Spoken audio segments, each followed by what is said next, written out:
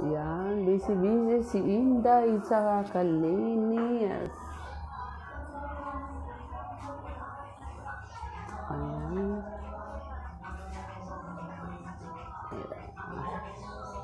Wow. Ito guys, bago ko lang bili ito.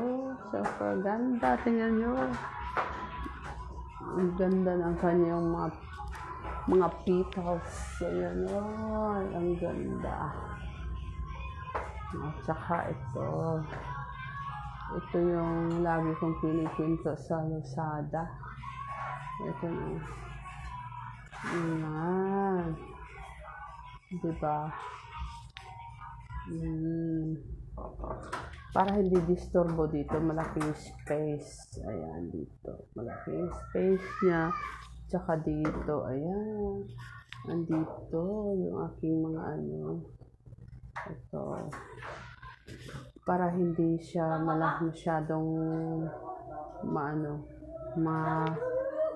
masikip. Ito hindi pa nakakabit to. Tsaka ito yung pinaka-latest talaga na pinakamalaki na gusto ko. Ito, salamin. Ayan. Ito.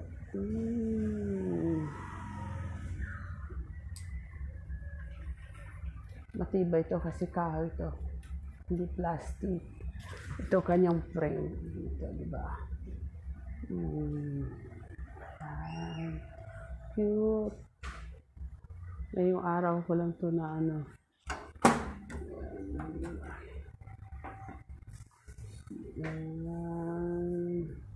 cute ng isda.